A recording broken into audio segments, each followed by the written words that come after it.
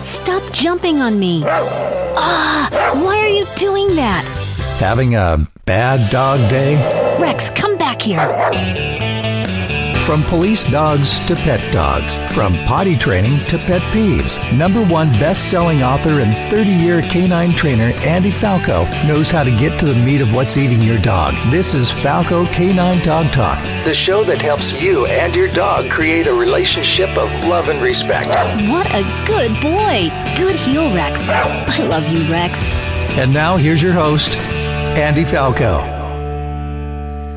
Hello and welcome to Falco Canine Academy's Train the Dog Trainer program. I'm Andy Falco. You're here with us on the Falco Canine Dog Talk radio channel. I love doing that. And we are going to be moving along and discussing something really important, and that is developing who you are as a dog trainer, what your style is going to be, what types of dogs, what type of situations are you going to be a dog trainer for. Again, up to this point, you have been getting as many dogs under your belt in regard to training.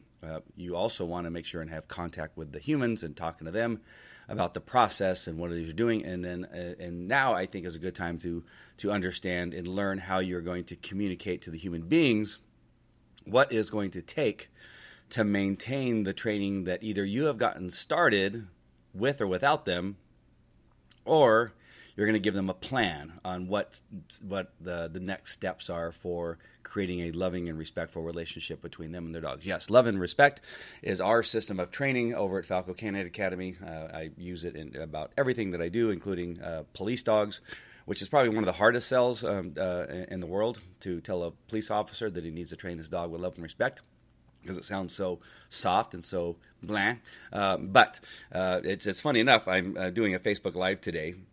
Who knows when you're listening to this, so it could be years from now that you're listening to this. But I'm doing a Facebook Live today where I'm demonstrating how love and respect works even in a police dog.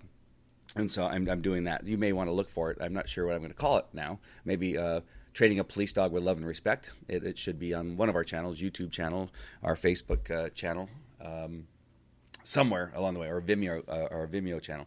So anyway, that is our system, training with love and respect. And so as we are going along, and again, if you're listening to this and you've been around for a very long time and you are just looking to pick up a few tips, what you're listening to now, these first few episodes, you may want to open your doors up and kind of understand that there are people that want to be dog trainers, and hopefully, if they're coming to you, that you're expanding enough that you can either hire them, or you can eventually have such a good trainer that comes through your doors that you allow them to license out your company name and start their own dog training business. So either one of those, if you find somebody that is fantastic, we have 2 in particular at Falco, actually more than that, 3, and we had 4 in Ireland, but he closed the doors on the Ireland one. But in Argentina, we have Aldo Secchi, who comes to the United States every so often. We have Gina, who is fantastic. She's running our Orange County facility. And Derek Bergner, who is her assistant or partner on the field in regard to training the dogs. And they are all fantastic. They all came through Falco Canine Academy. They have really taken on their own personas within the company, sticking to a process of training dogs with love and respect, and teaching the human beings the same thing. Understanding, what the concepts are of when to use some kind of compulsion, when to use reward, what types of different tools that can be used, and they learn all of them. They don't just learn one tool. And so as a seasoned trainer, if that's you who is listening right now, then look at these episodes not as a throwaway and go, this isn't where I'm starting. I need more advanced training. Well, if you are advanced and you have a business and it's running, you need to listen to these examples that I'm giving to open the doors and create a program where people can come in and learn the craft.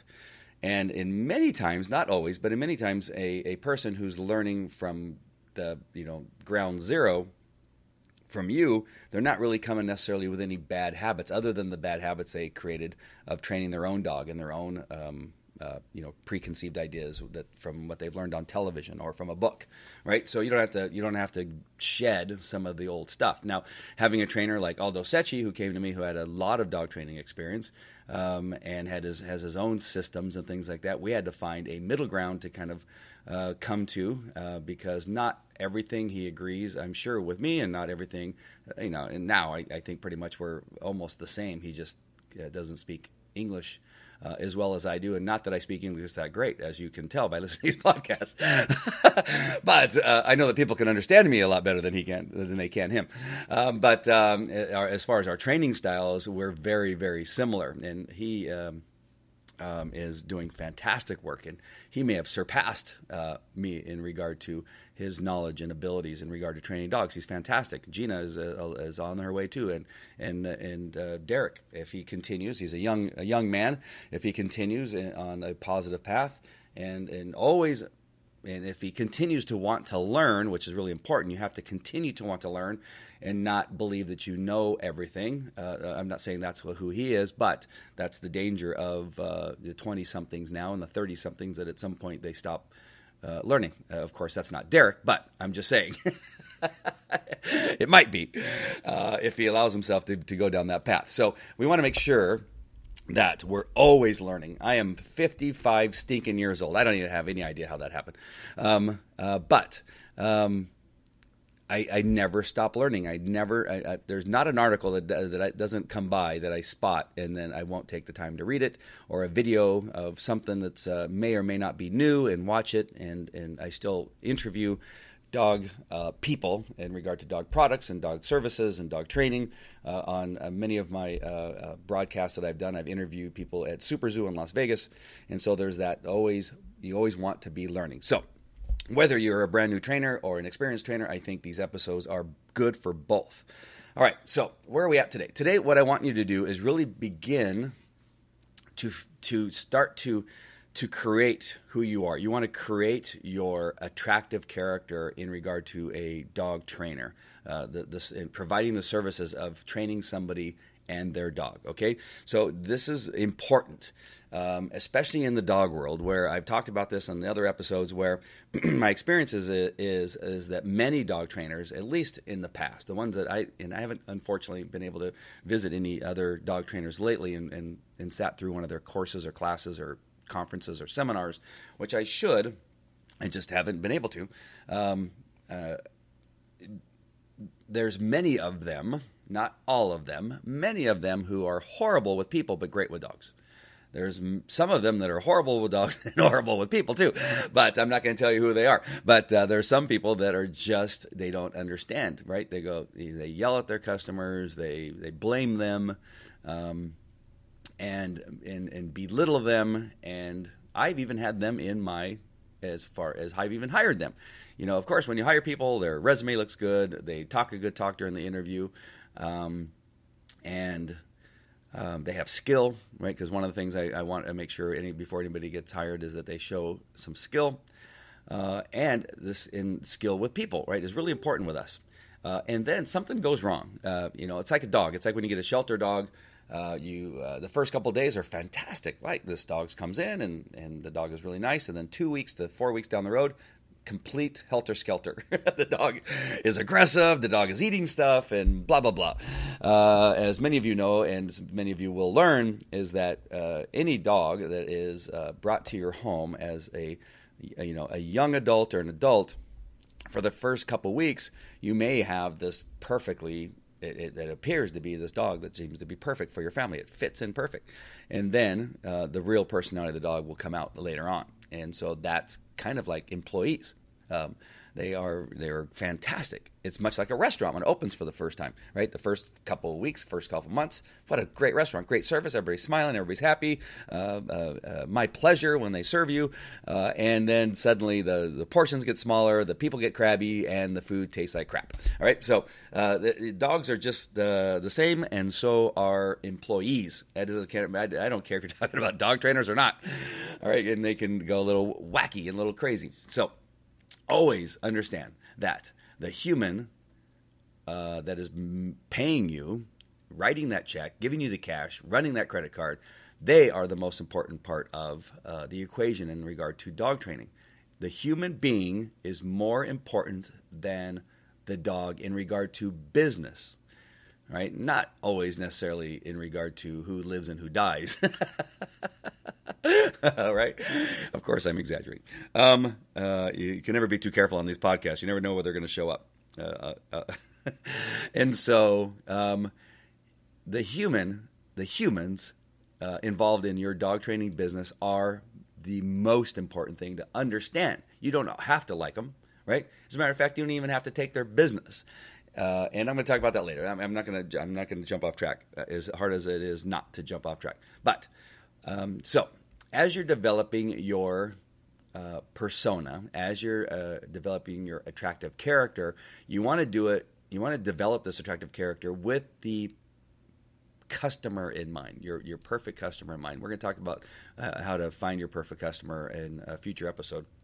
But you're going to want to develop who is it and what do you have in your personality that is attractive to people? How can you use that to create interest in your business? What is it about you? Are you funny? Are you informative? Are you a good teacher?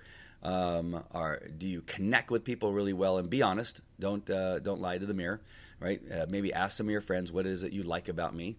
And tell them to be honest with you. And what is it they don't like about you? And find out who it is that you are as a person, and then figure out how is it that you're going to use it to create an attractive character. Are you a teacher?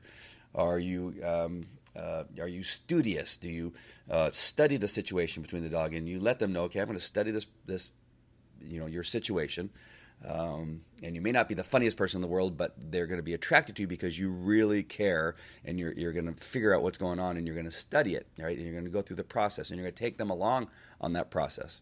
Are you going to use humor, which tends to be one of my things that I like to use in regard to training dogs, is that I use humor because there's times where I'm brutally honest with people. And so with the brutality of some of the honesty, you have to have a way of getting people to smile, even though you just made them feel like crap, right?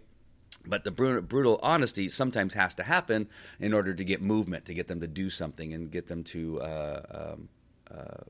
respond to what it is that you're teaching them.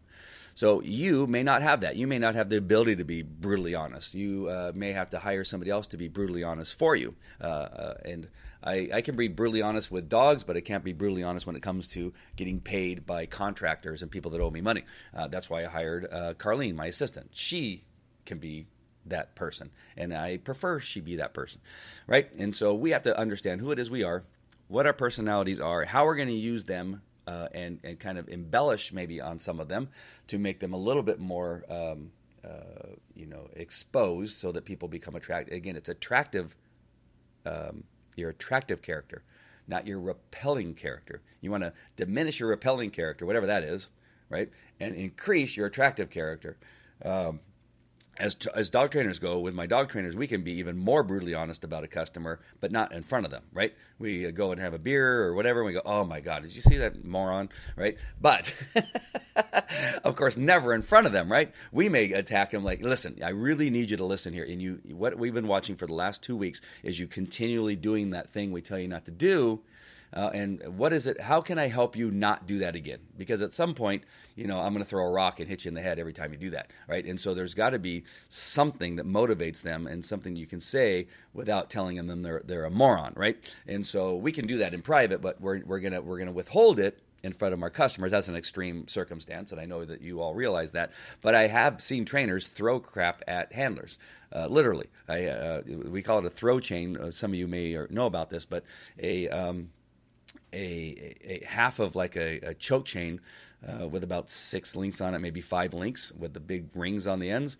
They call that a throw chain. And the theory is you throw it at the dog because the dog's at a distance, not on leash, and you toss it at them to get a response because the dogs can hear the sound of the choke chain that they recognize, and then they get hit by something, right? We don't do that, but I'm just saying I've been around the trainers who've used throw chains. Well, I've seen trainers use throw chains on their customers and hit them with them. I have never done that, but I've just proven a point that there are all kinds out there. You need to find the manageable, how it's easy for you to manage yourself in your own character, and you're gonna find that thing where you can be more attractive than repelling, right? And use your character, whatever that is, whatever it is naturally, and kind of embellish it or increase it and find out who that is. The next thing you want to do is find out who is it that you want to train and what systems and what disciplines do you want to train. Is your goal to just simply make a dog better so that it can stay in its forever home, right? Could that be the thing that you're going to work with people primarily that adopt rescue dogs, shelter dogs, problematic dogs? Then that is who you're going to be as far as a dog trainer. Understanding that can change as time goes on. You can expand your training. Remember, I started as a police dog trainer. Then I went into detection dog trainer, and then I went into pet dog training. I did just the opposite of what most people do, right? Most people start with training a dog to sit, and then build up to the police dog stuff. I did it the other way around. And so, what is it, and who is it that you're going to train? Is it a certain breed? Right? Are you going to just work with German Shepherds? Are you going to just work with Labrador Retrievers? You're just going to work with small dogs, which they need out there. I can't stand small dogs to a certain extent. Of course, I don't tell my clients who have small dogs that, but I do razz them a little bit. But I'm really not a big fan of the small dogs. But I know trainers that are, and they're very good with them, and that could be your thing. Are you going to do agility? Is your goal to bring them in and teach them some level of obedience that will then lead them into some agility? And that's where your thing is going to be. Is it going to be fun nose work that you want to get them into? And where does that start? Where does that point start? Do you want to create fun nose work, a curriculum or class, and then join a dog training group or a company and bring fun nose work into their organization? So they continue with running their pet dog side of thing, and then they filter down those dogs and humans that are interested in doing fun nose work to you, where you run a fun nose work within another company, right? So there's all kinds of different things you can do, but this is the point where you begin to really figure out who it is you're going to be when you become that dog trainer, when you start your business. What is it that you are going to focus on? This is important. Super important. As I'm going to tell you later on in how determining who your perfect customer is, it's really important to start with a very narrow niche. Very important. And you can become successful much faster by creating a very narrow niche using that attractive character. So you're going to decide on an attractive character, you're going to decide on this perfect niche, and you're going to work just that for a couple years and really build that audience, really build that part of your company before you start expanding to a whole bunch of other stuff, bite work and tracking and agility and service dogs and dock diving dogs and burrowing dogs, whatever, right? You're going to you can do those other things, but don't do them now. If you're just starting out, narrow down exactly who you are and who you're going to train and what you're going to train them to do. Narrow that completely down. As you're journaling, really try to figure out what it is that you continue to write down. What are those things you write down a lot? And maybe that'll give you a clue as to who you're going to be most effective with the fastest and creating your expertise around that one thing. You're going to become known in your community for that one thing much faster than you will if you try to do a whole bunch of things. Because then you're just this dog trainer that does a whole bunch of things. You need to hone down. So early on, I became really well known as a police dog trainer. I started traveling in the United States. I was teaching in just about every state in the United States and then in Canada. I then traveled to Europe. I traveled to South America, and I became widely known as a police dog trainer. I was president of the the Orange County Police Canine Association, right? And I started another. A couple other organizations along the way, and I became known as this police dog trainer, patrol dog, bite dogs, that kind of stuff. It wasn't until later that I got involved in detection dogs. Many people look at me now and say, wow, you do a lot of detection dog stuff, and I even testify in court cases regarding detection dog stuff. Well, that's not where I first made I created my first footsteps and my footprints. That's what I was looking for.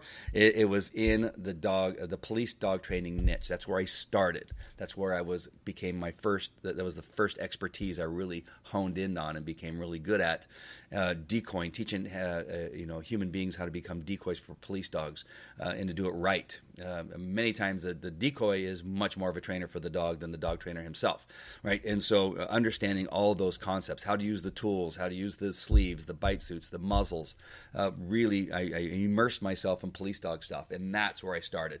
And that's what you need to do. You need to figure out what it is that you're going to do, and you're going to focus on that. You're going to learn every detail about how to do that, and you're going to know everything you possibly can know. You can't learn everything, but everything you can possibly learn, you're going to learn about that one thing. And it's so much easier than trying to learn a lot about everything, because you never will. There's not enough time in the day. Learn everything you can about one thing and stay focused on it. And if you get a dog that comes in and says, hey, I want to do this thing, and it doesn't fall within that very narrow thing that you're going to do in the beginning, then you want to make sure and send it out to somebody that does that thing, right? Whoever that is, you're going to farm it out to that person until you are ready. Don't be, there's a little bit about a greed where that you see some dollar signs where, I can get paid a lot more money for doing this thing that's coming in, but don't let the greed get you and take you off task. Because you're going to want to focus, and no matter how hard it is, focus on that thing and try not to get steered away from a bunch of other stuff. I am a shiny object chaser from time to time, and something will come up and I'll say, well, I really got to learn that, and I'll turn my focus away from what I was doing and focus on this other stuff, which happens all the time. And so I know what I speak of. I have been taken off my trail a few times because I'm attracted to shiny objects. So be strong, be firm, and understand that this is my timeline. Set a goal. First 6 months, I'm going to learn, all I need to know about this one thing. I'm going to begin teaching classes. My goal is to get 10 people in each class every time we run one. Each class is going to be 4, 6, 8, 10 weeks long.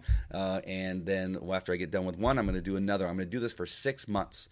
And after the 6 months, I'm going to evaluate where I am, if I need to learn more, and then we are going to continue on either on the same path, or I'm going to add, one thing. Just add one thing, maybe puppy class. So let's just say that you're doing obedience for problematic dogs, not too problematic, not aggressive, just problematic, running out the front door, jumping on people when they come in the house, eating crap in the house, jumping the fence, annoyance barking, all that kind of stuff. So you're going to focus on that. You get really good at that. You know as much as you can possibly know at that time, and you're being very effective. You're not being stumped as much as you did when you first started.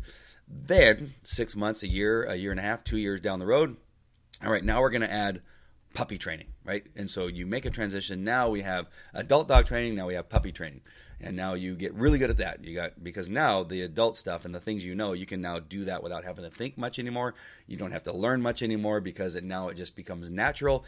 But now you're going to begin learning more about puppy stuff. Once you get that up and going and you're really good at it, and you maybe even have somebody taking over for you, and now they're doing it and you're monitoring it and watching, now you add your next thing if you want to. If you just want to be really good at those things and you want to be In-N-Out Burger and just focus on the burgers, then that's what you're going to do and stick with it. The problem I had was that I branched out and did a whole bunch of things. After I got really good at being a police dog, and I was good at it, I could have just stuck with that and I could still be doing that today. But no, I started doing a whole bunch of other stuff, and now I become in demand on the legal aspects of dogs, and I do way more work on the legal aspects of dogs and can hardly breathe and can hardly do any of this stuff. Right? I can't get back to what I was doing and loving to do because I'm doing too much of the other thing. So if you're not careful, there's things that can take you off your path that you'll end up doing that you may like, but just understand it's not the thing that you started off doing. All right? So the things you need to do today are figure out who your character is, who your attractive character is, what is good about you, what is not that great about you, what you're going to shine in, what you're going to embellish upon, if it's a sense of humor, if it's the teacher in you or the examiner. There's a number of things that you can look at as to the personality traits that work best for you in regard to how they attract other people. Remember, you want to have the personalities and the traits that attract people, because that's what you need. You need people to pay you money so you can begin to make money at being a dog trainer, and you're going to find that niche that you're going to focus on. The reason I put these two things together, because they kind of go hand in hand, right? If you are, and I was going to end this at 20 minutes, but here we are at 23, almost 24 minutes. But I missed this point. The important thing is if you are kind of a mild-mannered person, and get in trouble with strong personalities, the last thing you're going to want to do is possibly be a police dog trainer, right? You see how this works? So if you are, hi, my name's Andy, and I'm here to train your dogs. I've been doing it for a really long time, and I think that I can make an impact on your dogs, right? And what's going to happen is I know police officers are going to switch you off before you even get started. They're not even going to listen to you. Your information, your knowledge, your expertise may be far beyond any of the people that you're trying to teach. So far beyond, but they're never going to hear you because they don't respond well to people that don't have a strong personality. That is just the way that it is, right? You're going to have people that come to you, and this was the one point I was going to get to that I forgot, is that you're going to have people that come to you that your oil and, is it oil and water? Yeah, oil and water, or a match and gasoline, right? It's just not going to work. And you're going to have to be strong enough to say, you know what, I really appreciate where you are at with your dog, but I don't know that your situation is right for our program. Let me refer you to a couple people that are better equipped to handle what it is that you have going on with your dog. And you're not telling them because they're assholes or jerks or whatever it is. Sorry if there's children listening. I'm so sorry. I didn't mean to say that. If there's somebody that you really don't like, you don't tell them to go away with that information, right? You want to refer them out to some of your friends who can handle that kind of person, who maybe that's who they like as their customers. I enjoyed having some pretty gnarly people in my classes from time to time because it kept me interested and I really liked it. And I could handle them. But I had trainers that worked for me that they would nearly start crying if that person came to their class because they knew what was going to happen. So understand that your attractive character is not going to attract everybody, and be comfortable with it. Know that right away. Know when it's not going to work and send them off to somebody else. All right. So those are the two things I have for you. Again, take your time, journal. Whether you're a seasoned dog trainer or a brand new dog trainer, take these episodes, which you're listening to, and use them based on where it is that you're at. If you pass them on to your management maybe, and have them understand, hey, we need to build a volunteer program or an intern program, because there's people out there that need our help and we could use their help, to tell you the truth. Sometimes you have registration that needs to be done and you're busy with the dog training that it's hard to do the registration part. You can have them do that for you as you're getting prepared for class. Having people put on collars because collars aren't fitted right, and say, hey, can you go see Jane? She's going to help you with your collar, and then give Jane specific directions. Make sure, Jane, that the leash and the collar work for this dog. The collar needs to be in such a size that it doesn't slip over the dog's head, and you give Jane good direction.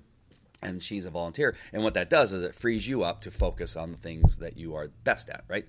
And so the information from the first few episodes and this episode are for you, whether you're a seasoned veteran or brand new. All right. So that's it for me from Falco Canine Academy, and I appreciate you listening. Go ahead and visit FalcoCanineAcademy.com or our Facebook page, Facebook.com/ whatever it is, Falco Canine Academy. I forget what it is. All right. I will see you at the next one. Or not. I say that every time. I'm used to doing video. I will be talking to you at the next podcast. All right. Take care. Talk to you later.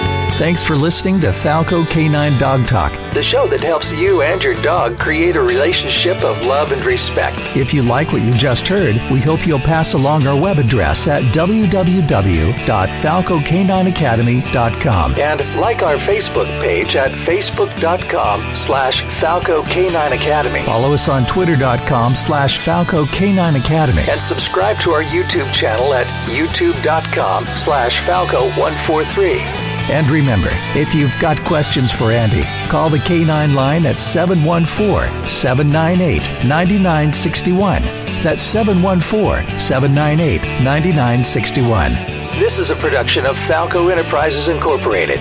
All rights reserved.